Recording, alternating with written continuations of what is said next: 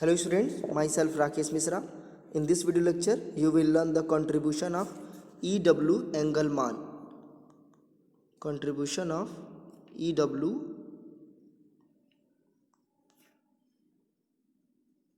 Engelmann in 1888. Listen students, E.W. Engelmann ने क्या किया?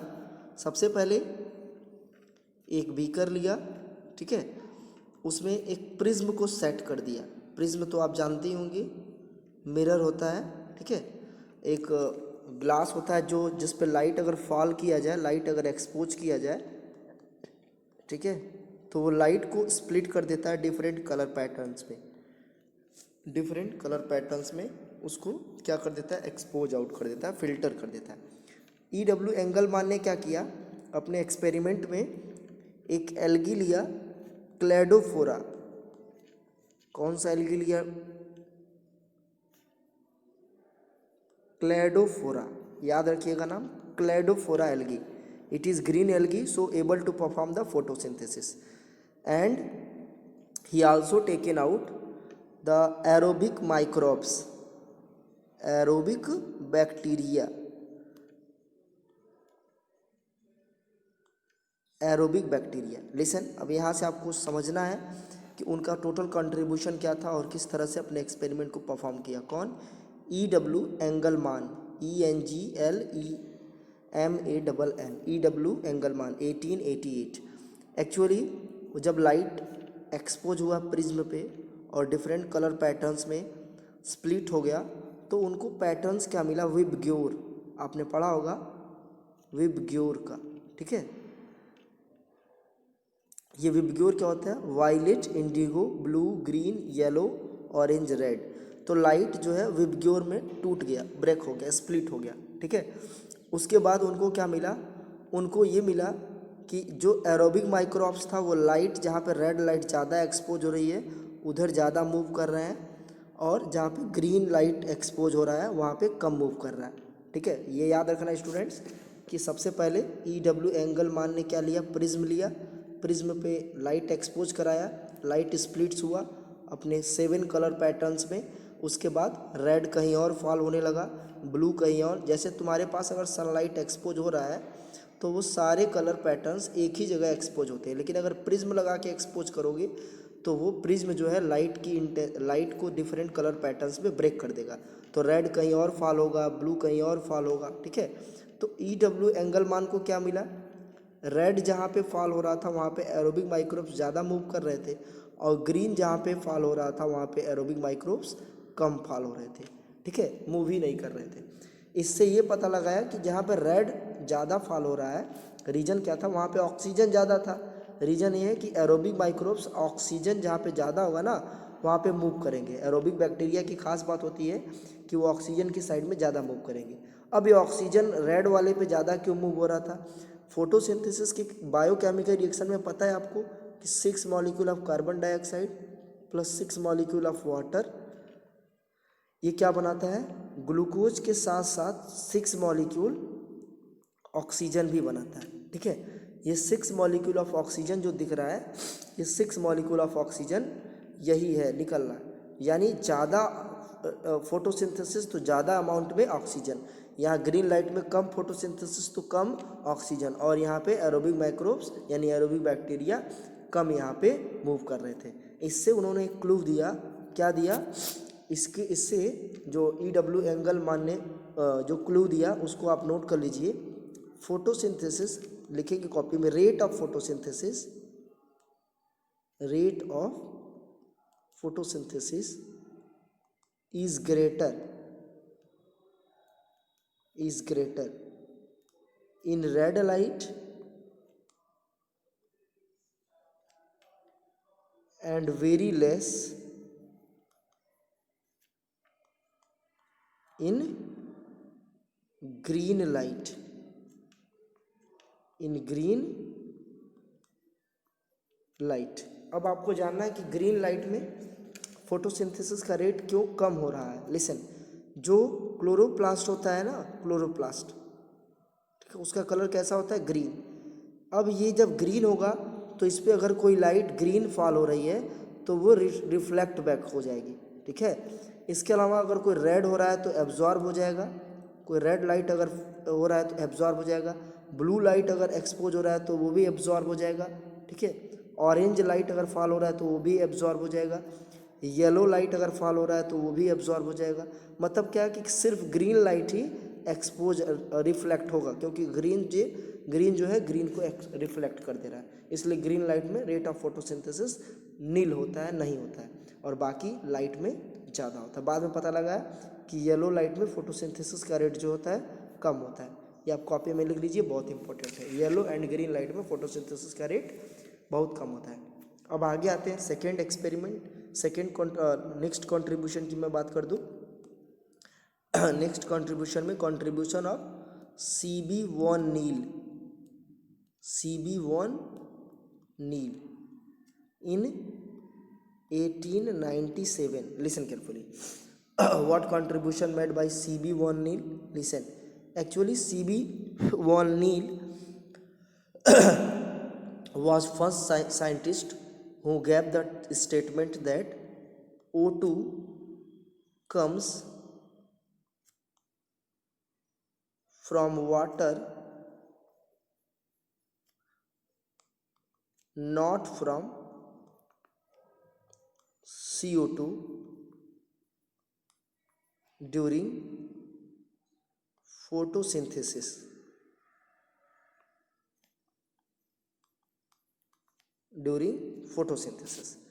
आप बायोकेमिकल रिएक्शन फोटोसिंथेसिस का पढ़े होंगे।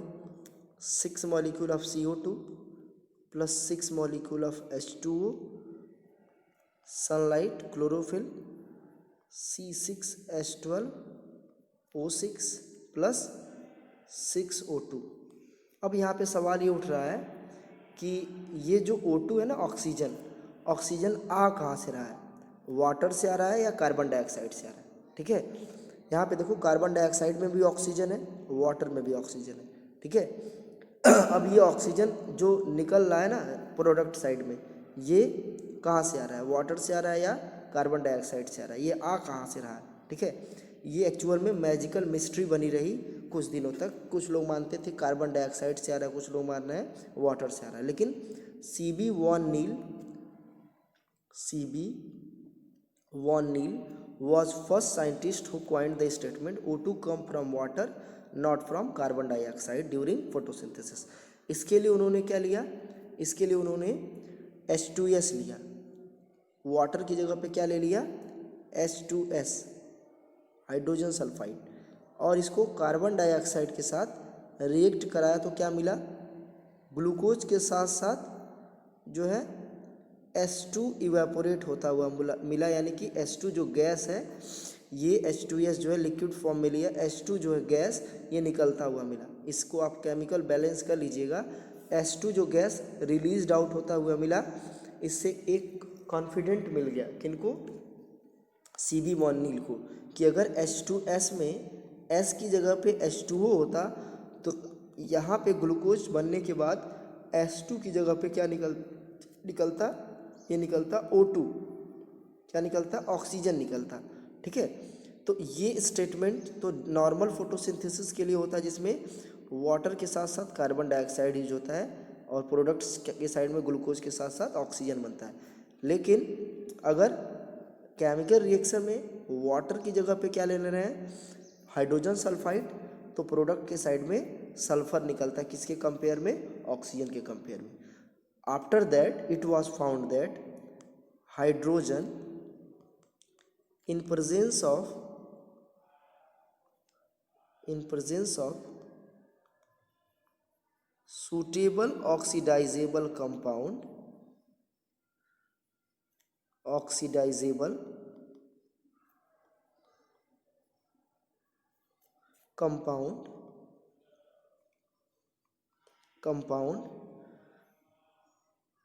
reduce CO2 into glucose. इसका मतलब क्या हुआ कि कार्बन डाइऑक्साइड, ठीक है, ये हाइड्रोजन आयन के प्रेजेंस में ग्लूकोज में रिड्यूस हो जाता है, यानी कि कार्बन डाइऑक्साइड का ऑक्सीजन ग्लूकोज के ऑक्सीजन में यूज हो जाता है, और वाटर का ऑक्सीजन जो है ये स्प्लिट होकर के बाहर ऑक्सीजन के फॉर्म में ये निकलता है। इसके पहले भी ये चीज़ें बताई जा चुकी हैं। आई होप आपको contribution of CB van Niel and contribution of EW Engelmann का पूरा क्लियर हो गया होगा।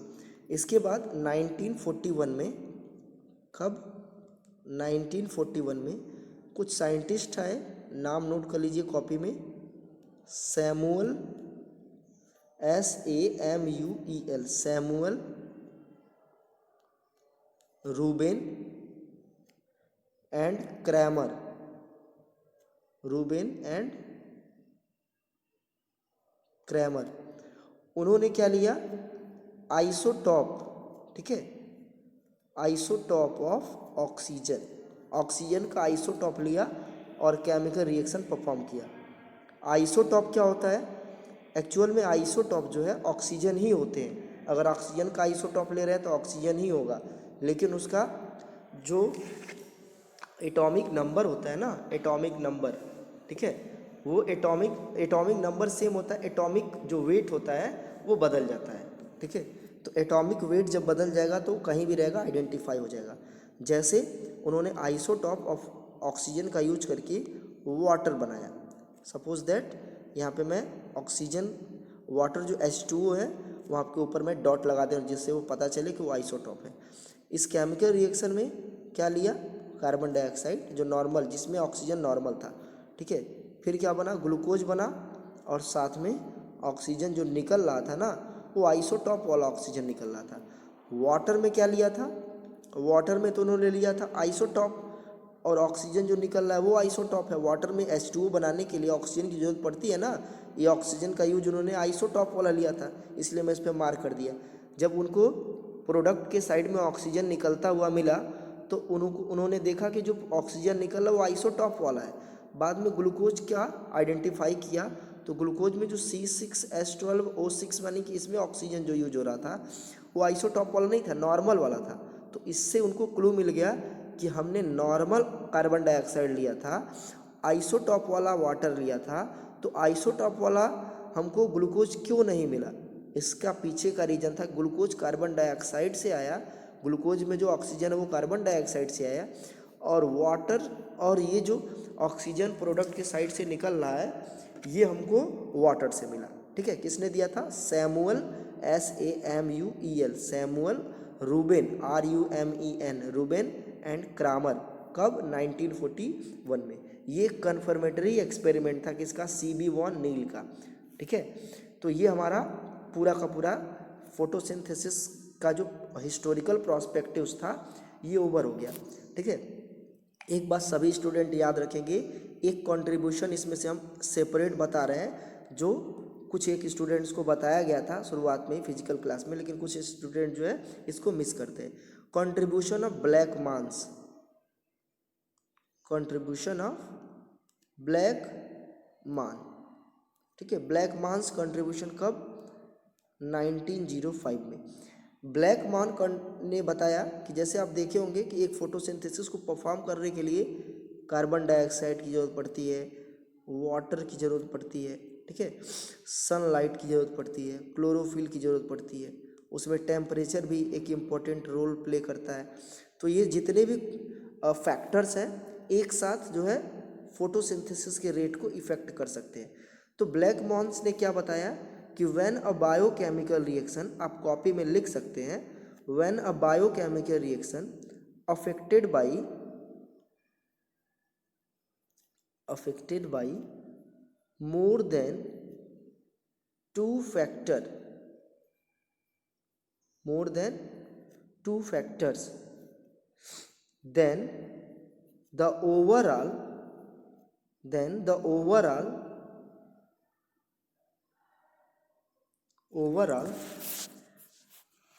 reaction will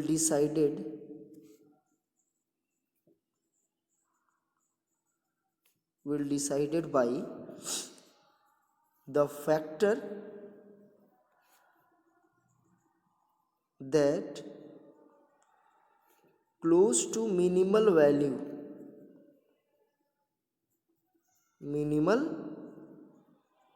value, minimal value means क्या होता है, जिनकी मिनिमम रिक्वायरमेंट पूरे फोटोसिंथेटिक रेट या बायोकेमिकल रिएक्शन को इफेक्ट करे, उसको बोलते हैं मिनिमल वैल्यू।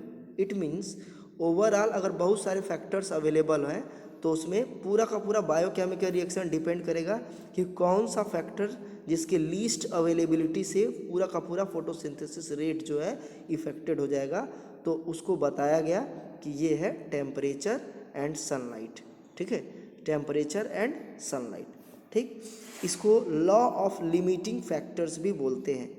ठीक है, एग्जाम में, कॉम्पिटिटिव एग्जामिनेशन में भी आता है लॉ ऑफ